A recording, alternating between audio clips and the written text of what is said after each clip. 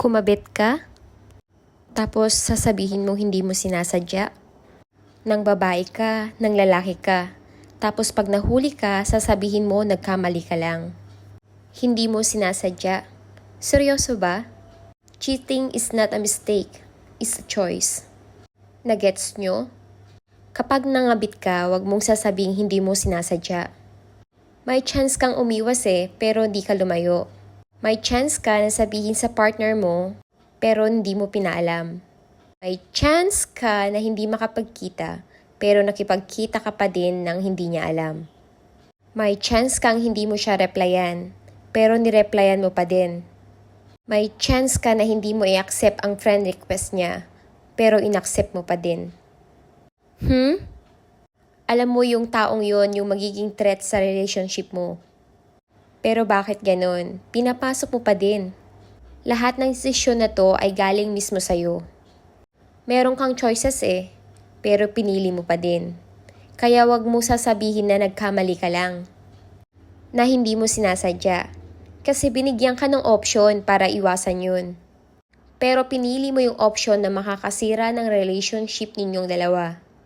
Lahat ng maling desisyon na to ay pwede ka naman talaga magkamali. Pero isang beses lang. Pero kapag inulit mo pa rin, yung mga ganitong desisyon, tangina, iwan mo na lang yung partner mo. Kasi wala ka naman talagang kwenta. Kumbaga nakatatak na sa puso't isip mo na manluloko ka. Diba? You have the all choices in life. But you choose to cheat on your partner. Diba? Tapos kapag nahuli ka, sasabihin mo, hindi ko sinasadya. Siya kasing nangulit. Wala naman akong intensyon. Sorry. Ano, sorry na lang? Kapag nag-cheat kayo, wag na kayong mag-sorry. Wag kayong humingi ng tawad. Kasi ginusto nyo yun, di ba? Magsusorry kayo kasi nahuli kayo. Magsusorry na kayo kasi nalaman nung loyal at faithful na partner ninyo. Pero kung hindi kayo nahuli, tuloy-tuloy pa rin kayo. Alam nyo yung real talk? Yung nang bababae, yung nang lalalaki, yung mga taong kumakabit kahit nasa isang relasyon na sila. Hindi sila takot mag-cheat. Alam nyo kung saan sila takot? Takot silang mahuli.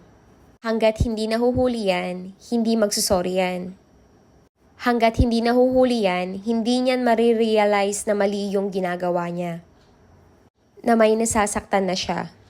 Paulit-ulit niyang gagawin yun. Pwede naman mag-sorry Hanggat may pagkakataon, gagawin niya yun. Ikaw naman, tanga ka naman kasi. Paulit-ulit mong pinapatawad. Sa bagay, mahal mo kasi. Ganun talaga pag nagmamahal, no? Handang magpakatanga, handang magpakamartir. Umaasa tayo na magbabago yung mga partner natin. Na baka sakali dahil nga nahuli natin sila, pag pinatawad natin sila, magbabago na sila. Ang problema, sinong nauubos? Ikaw. Oo, ikaw. Ikaw na walang ginawang pagkakamali sa relasyon ninyo. Ikaw na puro pagmamahal lang yung binibigay mo sa kanila. Sa kanya. Ikaw na tumatanggap ng sakit. Tapos sa huli, ipapalabas pa ng partner mo na ng lalaki o ng babae ka. Na sila pa yung biktima. Na ikaw yung may kasalanan. Na ikaw yung nagkulang. Na ikaw pa daw yung nawala. Yung tipong nahuli mo na siya tapos magsusorry siya, sasabihin pa niya sa'yo, sorry. Nagbago ka na kasi. Yung hinahanap ko, nahanap ko sa kanya.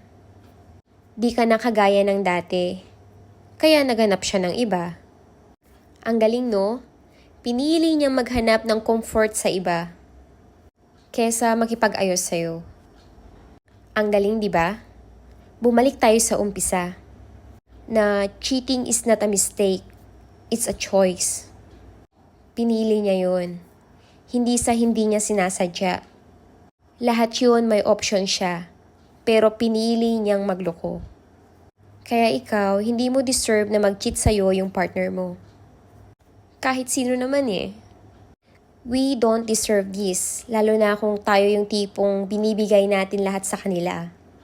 Na loyal tayo sa kanila. na tayo yung umiiwas sa tukso.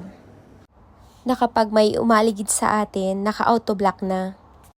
Auto-scene or alam nyo yun, na kahit hindi sabihin sa atin ng partner natin, wag mong i-chat yan, wag mong tignan yan, wag mong i-stalk yan.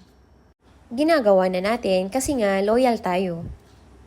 Meron tayong option na mag-cheat pero hindi natin ginawa. Tapos sa atin gagawin? Tang-ina naman, pag ganyan yung partner mo, iwan mo na lang. Hindi ka nila deserve.